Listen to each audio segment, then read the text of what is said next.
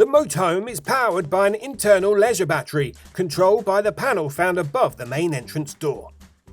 The big button in the middle with the power symbol on it turns the electrical power to the motorhome on and off.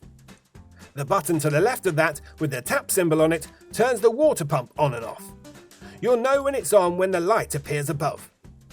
This will need to be switched on for the taps, shower and toilet flush to work.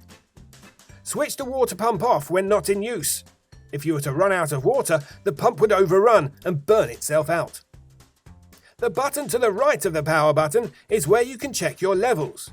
When pushed, you'll see the power level of your leisure battery on the left, your vehicle battery on the right, how much water you have in your fresh water tank, and how full your wastewater tank is.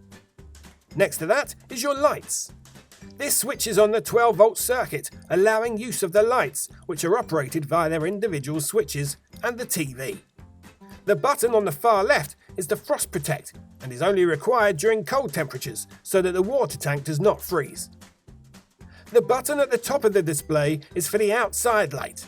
Again, you'll know when it is on when the green light displays above the picture of the motorhome. Please note that the leisure battery will not power the 3-pin plug sockets. In order for the 3-pin plug sockets to work, you'll need to be connected to mains power via electric hookup or a generator.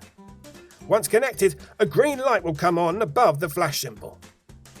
When leaving the motorhome, you should always turn off the control panel.